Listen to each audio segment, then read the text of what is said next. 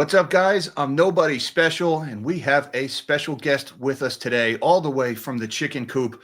Doomberg is here. He's the author of the most successful finance Substack publication on the internet, as well as his new venture, Classics Read Aloud, which involves classic literature, as well as Doomberg's own flavorful commentary, as usual.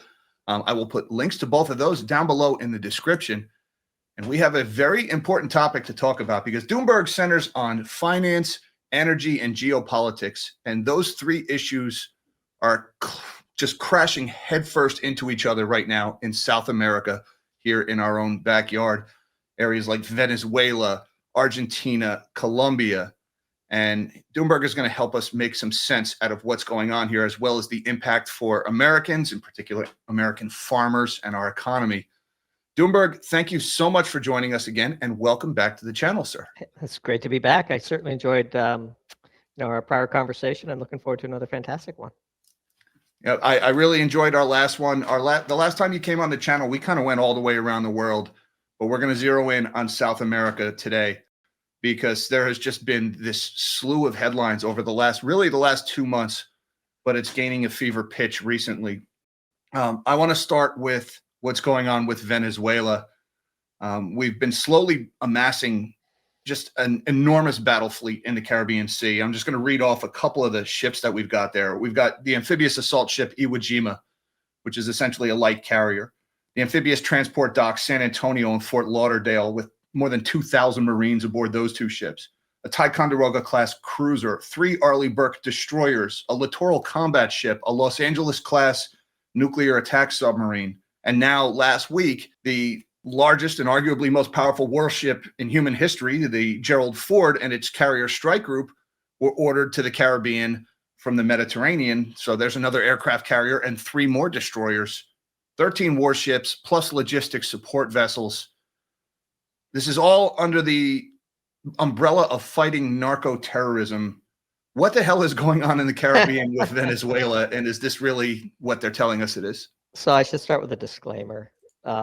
It's hard for us not to be cynical about what's going on. And so what you're about to hear us discuss is certainly not things that you'll read in the traditional legacy media outlets of the day. But as proof of our sort of the validity of our cynicism, one need look no further than a piece we published on Trump's inauguration day, January 20th, called Misreading the Room. And the social preview for that piece is, if Greenland is the appetizer, might Maduro's Venezuela be the main course? And I start with that opening monologue because this is all quite predictable. As we like to say, the best proof that something was predictable is to have predicted it. And we followed that up 6 weeks ago, I think, with a piece called Mosaic Theory, where we laid out the Trump agenda in the Western Hemisphere, I think, in quite plain black and white detail, what was likely to come, all the way from the bailout of Argentina and Milei, that was in there, and the upcoming war with Venezuela, which is clearly going to happen. You don't assemble an armada like that without firing a few guns. At the highest level, what we think is going on is that there's a grand bargain between the US, China, and Russia for spheres of influence, and the Western Hemisphere is America's sphere of influence. And when you're in the bomb-making business, peace is a working capital problem, and Trump would rather not be entangled in the war in Ukraine against Russia. And so sort of a classic regroup and rearm and pick on somebody your own size for a bit. I think the US is going to drop some bombs on Venezuela and attempt a regime change exercise and keep the neocons in Washington well fed. I note with interest that Lindsey Graham was on television yesterday warning Maduro that he needed to leave, and I hope he leaves, but if he doesn't leave, then we're going to have to drop some bombs. Old tapes, as we like to say. I've been around. I remember weapons of mass destruction. I'm sure you do. And here we are again. There's always a war somewhere. Bombs will be dropped. And sort of on a serious note, the piece we wrote 6 weeks ago called Mosaic Theory, we're very simple around here. We just follow the oil, follow the natural gas, follow the energy, and the truth reveals itself. Venezuela is sitting on a hydrocarbon resource base bigger than Saudi Arabia, bigger than Canada. It's right there. It produces heavy oil that the U.S. Gulf Coast refiners love to refine. They were built to refine that oil and oil from Canada. They weren't built to refine the light oil from the shale gas revolution. I mean, they can invest and they can adapt, and they have. But you got Vaca Muerta in Argentina, a Permian basin level resource. You have Brazil crossing 4 million barrels a day of oil production. You have Guyana quickly crossing 1 million barrels a day. You have all of the super majors assembled there right off of Venezuela's coast. In the Peace Mosaic theory, we pointed out that Trinidad and Tobago is right there, a natural gas player that punches above its weight. Looks like a giant floating aircraft carrier if you squint a little bit at the map. And so here we are. I think China gets Taiwan, Russia gets Ukraine, and the U.S. gets the Western Hemisphere. Wow, that's there's a lot to take in there. China gets Taiwan, Russia gets Ukraine, and we get the Western Hemisphere. So I mean, I told you we would be cynical, but I mean, it's pretty clear what's going on. Again, the proof is that it is clear enough that we could have written about it 9 months ago. Well, it is the 2020, so I think a little bit or a lot of bit of cynicism is certainly justified here after what we've seen in the last few years. You touched on one subject that I think is probably playing a pretty big role here, an outsized role. I'm going to bring this map up on the screen. You're probably familiar with this. We're showing Venezuela here, obviously, and then there's Guyana that's kind of like cut in half there. That's the Essequibo region, which I guess there's this ancient feud between the two countries. They've both claimed it. Now, all of a sudden, we find oil off the coast, and Venezuela is claiming the region, I guess, particularly harder than they used to. Do you think this discovery of oil off the coast of Guyana is playing an outsized role in the sudden hostility between Venezuela and the U.S.? I mean, sure. To be fair, those claims go back to the late 19th century. It's, of course, an artifact of colonialism, a leftover of colonialism, as so many hotspots and border disputes around the world are. Venezuela never dropped its claim. The world kind of recognizes Guyana's claim. And sure, when Exxon and the Chinese and every other super major shows up, we wrote a piece called Blooming Flower. The way the oil and gas industry works is when you have a big enough discovery, like what Exxon powered through and found off the coast of Guyana, you assemble the super majors there, risk sharing, all this other stuff, but also then you attract all the midstreamers and service providers and the critical mass of, the flotilla of expertise that is needed to fully extract the bounty from such a resource. And then you start looking around your immediate neighborhood because, hey, we're here already. Why don't we just bloom a little bit and extend the party? And when you look around, Trinidad and Tobago is right there. Again, LNG exporter before it was cool. Right off the coast of Venezuela. Venezuela's sitting there. Venezuela used to produce 4 million barrels a day. It barely produces 1 now. It has the resource base to be every bit as big as Canada, which is over 5 million barrels a day. When we go up and down the southern part of the Western Hemisphere, we could easily find 10 million barrels a day of incremental oil production without really trying. Just restore Venezuela, restore Mexico, develop Vaca Muerta, continue to develop Guyana, take over Colombia, help Brazil grow a little bit more. The Western Hemisphere, North and South America, already produce more oil than the Middle East, and they produce far more natural gas than the Middle East. So there's plenty enough to do in the Western Hemisphere. I think if Trump had his way, he would cut a deal with the Russians, he would cut a deal with the Chinese, and split the world in 3 and revitalize American manufacturing, rebuild the American military, and be on his way.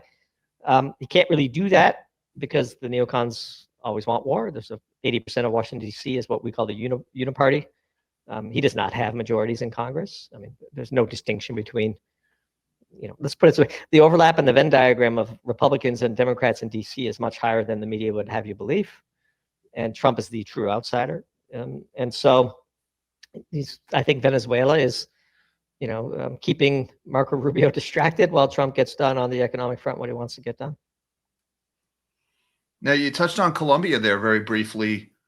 That's been an interesting, recent escalation, if you will, in the hostilities in South America. Just last week, we had Colombian President Gustavo Petro and his family were sanctioned by the Treasury Department. And another story that I think really got overlooked because we're kind of getting accustomed to these narco boats being blown up and the footage airing on CNN. but there was a boat was destroyed in the Pacific last week that originated in Colombia. So, this is not just a U.S. Venezuela story here. How does Colombia fit into this? Because they didn't just discover oil off the coast of Colombia recently. That must be something else going on there. I mean, there's a fair bit of oil and gas resources in Colombia, and the harder you look, the more you find. Is kind of our overall view of oil and gas. But the current leader of Colombia is anti-Trump leftist, and the writing is on the wall. The U.S. has perfected the art of the color revolution. Anybody who follows Mike Benz's great work on Twitter, which I'm sure you do, the history of these spontaneous protests and overthrows of governments and stuff is not exactly a glorious one from the U.S. perspective, but it's real. You have to put it on the board. You have to analyze it. And I think, Trump is just going country by country and friend or foe. Milei's a friend. We'll bail him out unless he loses the election. He did lose the election. As I said on Substack Notes, it looks like Vaca Muerta won that election, which is, of course, the name of the big shale resource in Argentina. And the big one on the board, the big unknown on the board is Brazil. I mean, Colombia will work itself out. By the way, whenever they say narco-terrorists, what they really mean is gangs interfering with the development of energy. And so we wrote a piece about Mexico and, how the cartels are all up in Pemex, right? I mean, literally stealing oil, importing diesel, avoiding taxes.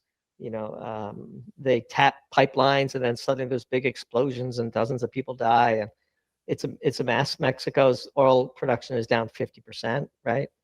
And there's no shortage of Western super majors who would love to get into Mexico, and Chevron's already in Venezuela. Exxon with the foothold in Guyana, Suriname next door, starting to develop offshore resources. Trinidad and Tobago, yes, they're going to host U.S. Navy. Of course, they're going to host the U.S. Navy. They know what's good. Another one that we've been working on is Cuba. There's that situation, given that Marco Rubio is the son of Cuban immigrants and feels very passionately about the issue. I'm not sure how long the Cubans can hold out from this Hurricane Trump of Western Hemisphere raw geopolitics, but it's interesting to watch. In a way, again, it's hard not to be cynical because like how it's presented in the media is just so plainly not what's actually going on. So if you'll forgive me, I want to tap further into that cynicism. There's no shortage of it. I'm enjoying the hell out of it. These fair. boats that were blowing up. Yeah. Look, drive through any major city in the United States and you see the people that are hunched over, strung out on fentanyl. So, I mean, obviously body counts arguably in the hundreds of thousands here domestically, not to downplay the damage that drug trafficking has done to the United States. But let's look at this, what it is. We're unilaterally destroying boats in international waters under the auspices of fighting narco terrorism. These are basically extrajudicial executions, aren't they? And yet we don't have a lot of debate going on about this in the country, do we? We're just, oh yeah, we blew up another boat. Yeah, again, you're really tapping into the cynicism well today.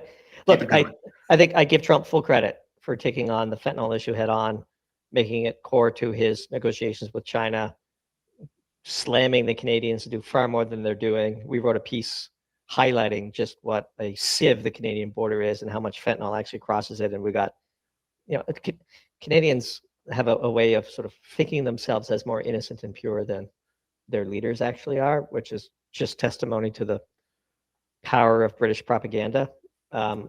Canada being, all right, I'll pull back a little bit. Canada having a close and historical relationship with the British monarchy, let's put it that way. And so Trump has indeed, as he often does, correctly diagnosed the root problem. And but you're also correct. I mean, there's a literal interpretation of what's going on that would lead you to conclude that these are war crimes. Having said that, being sort of a pacifist isolationist, I think war crimes, the phrase war crimes is oxymoronic. All wars are significant crimes. But when you see the video and you see jugs of chemicals, and like it's hard not to assume that there's some legal basis somewhere in the U.S. In the U.S. laws. Congress passed some anti-terrorism law somewhere that Trump is leaning on, and some judge that was appointed by Obama will put a hold on it, and they'll ignore it. And we're heading down a constitutional crisis for sure. So I lead with my sympathy towards Trump, objectively, and I think sincerely, trying to stem the flow of dangerous drugs into the United States.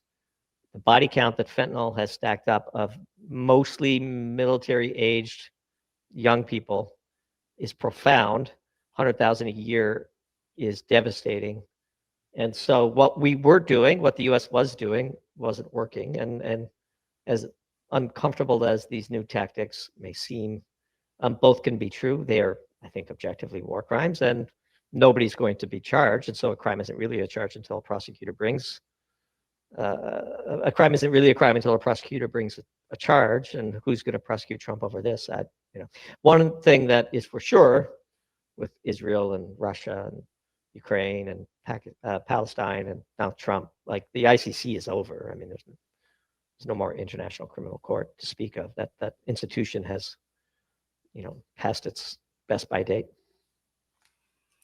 So if I could summarize it, using my own words, it's no longer a law enforcement action. This is now a military action, a war, not to reuse the 80s drug war, but we're talking hundreds of thousands of casualties on our side. And once you recognize that it is a war, again, what is a war crime? War is hell. And can you even commit a crime in hell? Yeah, no, I think that's absolutely right. And again, you go to certain parts of the major cities in the U.S. and you realize, like, go to Philadelphia, go to San Francisco, go to Chicago, go to Cleveland. It's more than tragic, and at least Trump is trying to do something about it. Maybe he has multiple motives behind it. I do find it a little uncouth for the president of the United States to be posting videos of these targeted assassinations on his social media page. But who am I to criticize Trump? The man was elected to be president at least twice, 3 times if you ask him. And so he's clearly got more political instincts than we do. And I would also point out, what you mentioned, these arguments that these are fishing boats that are being blown up. And, you can see in the aerials, they're loaded with jugs. I've actually spent some time on a commercial fishing boat myself. That was my job in a past life. And we didn't fill the boat with jugs of chemicals. You don't put fish in jugs. You don't put bait in jugs. And look, the same people complaining about this, it's hard to take them seriously when Obama was openly bragging about droning some folks, and they were very much pro-Obama. People tend to look at the news through partisan lenses, and there's just undoubtedly a large section of the population, justifiably or not, who will always take the other side of whatever Trump is doing. And I think Scott Jennings correctly characterizes this as really playing into Trump's hands, because he just goes what Jennings calls 80-20 issue after 80-20 issue. He picks an issue that 80% of the people will support him on, and then reactionarily, the half the population opposes him, and they just make themselves look kind of silly sometimes, given what they've opposed. I mean, Barack Obama droned American citizens without any, constitutional rights being considered. And so, I mean, it's not like this is all that different than what's been going on for a very long time. Yeah, and in an age when you have conservatives championing protectionist trade policy after decades of railing against it, hey, it's a crazy world, the 2020s, and we're only halfway through it. And let's hope we get to 2030 without a nuke. Yeah. All right, so we covered Venezuela in pretty good depth there, and the narco terrorism. Now there's another country that has been all over the place in the news recently, and that's Argentina. And there's a lot of overlapping stories and competing interests in Argentina. We had Javier Milei just performed exceptionally well in an election that most people expected him to lose, especially after the Peronists did pretty well in some of the local elections a few weeks ago. What's your take on the economic situation in Argentina, Milei's grip on power, and the status of his agenda? Yeah, I think it was clear, again, when we wrote Mosaic Theory, that the U.S. would have to fight a rearguard action for Milei. And then they announced the 20 billion and maybe another 20 billion, and who knows what's going on. I saw a great tweet on Twitter. I wish I could attribute it, that Scott Besson is the first person to invest in Argentinian debt and make money. And so that election result, kind of, be honest with you, struck us as a little too good to be true. Interesting. But, who knows? The president of Guyana magically won a resounding victory as well for a second term. I just think that, sincerely, objectively, Milei needs about 18 more months. And once Argentina becomes an oil and gas exporting superpower, I think much of its fiscal issues begin to dissolve away. You could sell oil for hard dollars, last I checked. And Vaca Muerta is a world-class resource. And I think, I noted, we quoted in the piece about how when, Trump and Besson were thinking about helping out Argentina, that we put a quote in there about from Chevron itself, like basically saying, hey, yeah, we'd like to help participate in Argentina's rebuilding, given our position in Vaca Muerta. And so not many people have probably heard of that resource. It's a truly amazing oil and gas resource that's been well known. What was always missing is that critical mass, that blooming flower of super majors and midstreamers and all that other stuff that would properly extract it. But Milei cut pretty reasonable deals, I think. And once the oil and gas starts to really flow from that resource, I think many of the structural issues that have afflicted Argentina will be wiped away. And so this was a pivotal election. It was important for Milei to get by it. He's obviously got his own presidential reelection now coming up next on the calendar, and we'll see how he does. So that was actually the first I have ever heard that phrase before. What did you call it? Vaca Muerta? Vaca Muerta. It means dead cow. Oh. And in fact, we first wrote about it in a piece last year called Cash Cow. It's kind of fun to have your own masthead and to be able to speculate about these things. While I'm talking to you, I'll pull up and see when we published Cash Cow. That's where we sort of outlined just the quality of that resource. Yeah, published it in September of 2024. Wow. And the social preview was Milei's Argentina goes all in on oil and gas development. So if you want to read about Vaca Muerta, dead cow, go ahead and find that piece. Just go to the newsletter.doomberg.com homepage and go to the search bar and just put in the word cash. It'll pop right up. All right. I will put a link to that piece in the description down below for anybody who wants to read about that. Here I am thinking it's, we have this wild experiment in a socialist hellhole of Argentina in libertarianism. And, again, a 2020s commentary there, libertarians winning election. What the heck is that all about?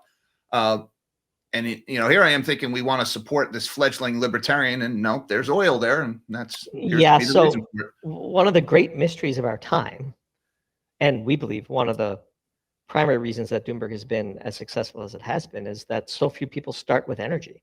Look, energy doesn't explain everything, but there's no single variable that explains more. So why wouldn't you just lead with that? I mean, if we can see it from a mile away.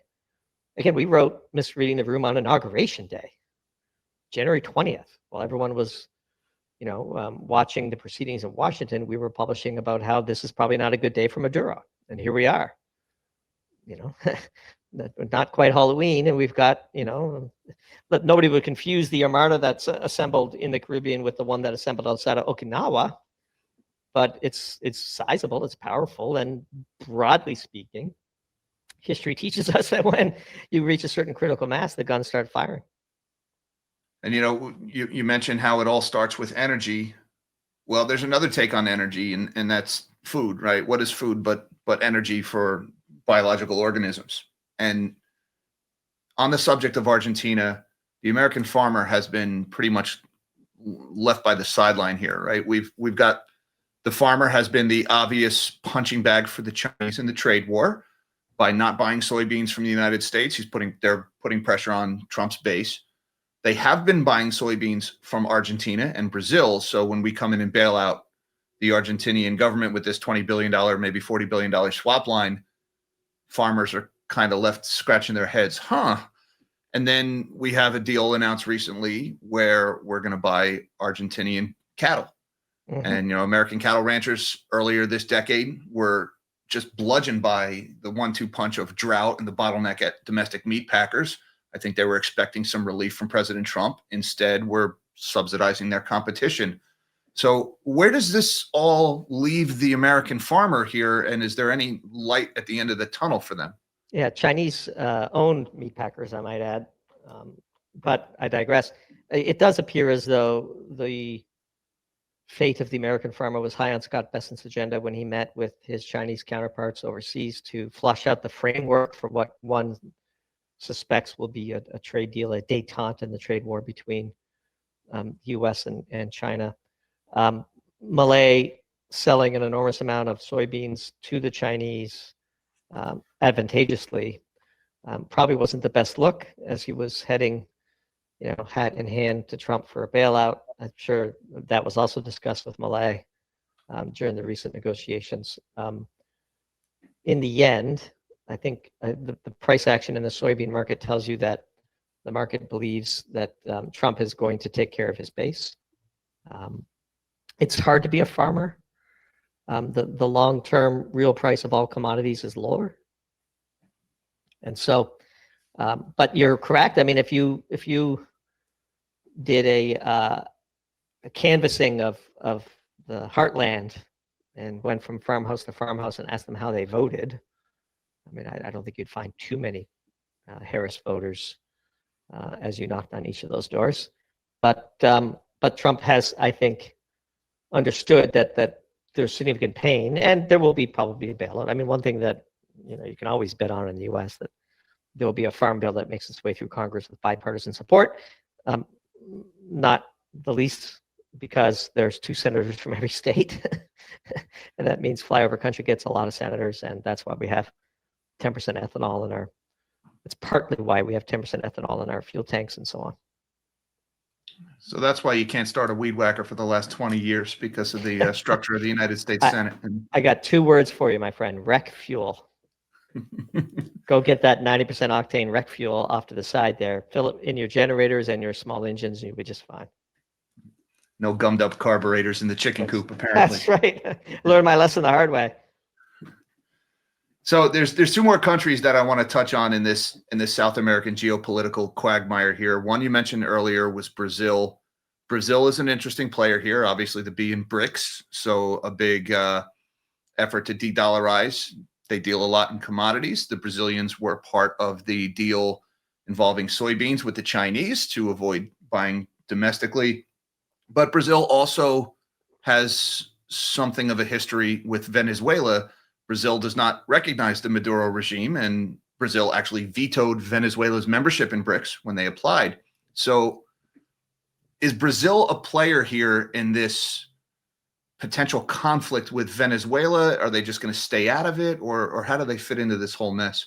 Yeah, Lula's a great mystery. I think if Trump had his way, Bolsonaro would not be going to jail. The Trump of Brazil, he's been effectively. What's happening to him is what would have happened to Trump if Harris had won the election. I think is a pretty uncontroversial analysis. And so, but Lula is a sophisticated political operator with decades of surviving, various scandals and ups and downs, and so we'll see. The enemy of my enemy is, my friend kind of thought. But Brazil is also, Lula is a big power behind the BRICS movement. The U.S. is obviously, in our view, we've been in World War III with BRICS since 2014, when Russia started dumping treasuries and buying gold. And I think everything else that has flowed from that is just the next battle in World War III. And the B in BRICS is Brazil. So if you pushed me, I think Lula's going to hold out, and we'll see if he can. But if you look at the Western Hemisphere and Rubio and Venezuela and Colombia and Guyana and all the things we've talked about, Mexico, be awfully hard pressed to be the only BRICS nation in the Western Hemisphere if there truly is a sphere of influence deal that was maybe discussed in Anchorage and Trump and Xi might discuss here on the sidelines of this ASEAN summit that's coming up. So let's say your scenario does play out, where this great exchange of Taiwan and the Western Hemisphere and Ukraine plays out. one of the big insecurities in China is, besides energy, is food. And if we do see this grand bargain, and Brazil is kind of forced out of BRICS because of that, how does China feed its population in that scenario without Brazil and presumably Argentina? I mean, the food market is very well developed. I think people erroneously put too much weight on China's insecurity around food. We just got this feedback on a Doom Zoom Pro Tier presentation we put out today. Why didn't you mention food? Because we don't think food is a big issue for China. Look, I mean, if they can just decide to stop buying U.S. soybeans, do they really have a food issue? I don't think so. I mean, I think the global market for food is efficient. China, by the way, bought a major soybean genetically modified seed manufacturer back in the day, Syngenta. Probably a deal that you may not never have heard of, but one that was interesting to us as it hit the news ticker. China has a strategy for everything, and as we said in a recent piece, China would not have pulled the rare earths card if it didn't feel that it was fully self-sufficient in everything that mattered. And it certainly, obviously, it cares about food. China's got plenty of food. The world market for food is extraordinarily efficient. Just look at the price of corn and soybeans as measured in ounces of gold and put a 50-year chart up and tell me whether you think there's enough food for China to buy or not. I think you'll be quite surprised at the shape of that chart. And the last one I wanted to touch on is of course China, as they are the closest thing to a rival to the United States for global hegemony. They're obviously not a direct player in this, as we don't have Chinese military assets on the ground in South America, thank God, as that would bring the Monroe Doctrine into play. But China is a big financial backer of Venezuela. China does supply military equipment to Venezuela. If this does come to blows in the Caribbean, do you see China playing a role there directly or indirectly? No, it's just not in their core national interest. And they don't have the power to project that far away from their homeland and their supply chains. I mean, I think in the Taiwan issue, it's quite a different story, of course, because it's right next door. Same with Ukraine and Russia. The only military in the world that has the ability to project power across all four corners of the earth is still the United States military. How long it can project that power is a different story, but China is not going to really interfere. In our view, neither will Russia. They will coldly decide that Maduro is not in their national interest. That's our base case. I mean, maybe we're wrong. We're not happy to be wrong, but we're not afraid of being wrong. But that's our view. I mean, China doesn't have aircraft carriers you can send to take on the Gerald Ford and all the things you mentioned at the beginning. I mean, in the end, dictators like Xi Jinping are nothing if not calculating, and I think they will have looked at the risk-reward profile of such a move and decide against it. If the U.S. really wants to topple Venezuela, there's not much anybody in the world can do about it.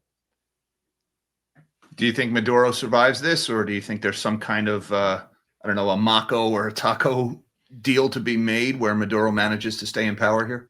I look, if I read the legacy media, which is often fraught with danger, you read in the Wall Street Journal that Maduro basically offered Trump everything and he rejected it. I think Trump needs a second front for the excess inventory of the military industrial complex to go and blow something else up. And it's probably decided to be Venezuela. And I don't say any of these things flippantly or with underestimating the seriousness of it. I mean, Venezuela is a proud country with a long history, with many talented people who live there. But it's just, again, it's hard not to be cynical as perhaps to close as we opened. When you could see it as far back as January that this was going to happen. And then when it begins to happen, it's not like I need to go to the Wall Street Journal to figure out what's really going on. And so if you pushed me, I would say no. The history of strongman dictators who interfere with the exploitation of oil and gas resources when the super majors assemble on their border is not a glorious one. I think we even said in the piece, misreading the room, that we would advise Maduro not to fly private anytime soon, because that's sort of a favored way for such people to meet their maker. He doesn't strike me as the type to go quietly. So we'll see. It doesn't mean that it's going to be easy for the U.S. or that the U.S. will succeed. I see you're Venezuela and I raise you in Afghanistan, right? To be fair, Venezuela is much closer to home, but still, the U.S. does not have, at least in the past few decades, a fantastic track record in this regard. Iraq, Libya, all the way back to Vietnam, as we like to say internally. Grenada doesn't count. So, but, yeah. Regime change, not exactly a very popular phrase in the U.S. Like, as you mentioned, it hasn't gone so well the last couple of decades. And it's funny, you should also mention fly privately. I just saw an article this morning about how there was clandestine operations to flip Maduro's pilot to try to convince him to land in a friendly country so they could arrest Maduro. I mean, how did we know to point such a thing out so many months ago? Again, like it's just, again, it's just hard not to be cynical at some point. But yes, of course, literally in the picture, in that piece published on Inauguration Day, we have Maduro walking off a small jet, and the caption reads, "Better check that landing gear." Yeah. Once again, a pretty good prediction, because they didn't go for the landing gear, but they did go for the pilot and try to get him to land somewhere they could grab him. So, I mean, we didn't hit the bullseye, but we got it on the board. Yeah, you got pretty close to the bullseye, as close as can be reasonably expected. So we touched on a lot of things there in South America. Are there any big players or maybe pieces of this puzzle that we missed that you think warrant a mention? I mean, we didn't talk much about Mexico, a lot going on there. And of course, we mentioned Cuba. Very interested in what ultimately happens with Cuba. There's some interesting oil and gas resources in the northern part of Cuba.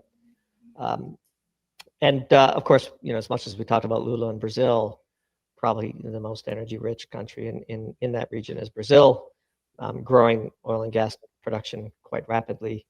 But no, I think we covered a pretty, it's a fair bit, frankly, for an hour. Well, Doomberg, I want to thank you again for taking the time. And once again, I want to plug your Substack because it is excellent. The Doomberg Substack is the most popular financial Substack, arguably the most popular of anything on Substack. I don't know of anybody that has a bigger following than you. And also congratulations on your new venture, Classics Read Aloud. And I wish you luck with that. I'm going to put links to all of that stuff, along with some of those pieces that you mentioned in our discussion, down in the description below. Thank you again, Doomberg. Any last words before we sign off here? Yeah, sure. There's several Substacks that are bigger than us, but we like to say none better. But no, we really enjoy what we do. We love what we do. Appreciate the opportunity to plug both projects, and always enjoy our conversations, and looking forward to the next one. All right. Thanks again, Doomberg. Folks, check out all those links down below. And everybody, until next time, live small and dream big.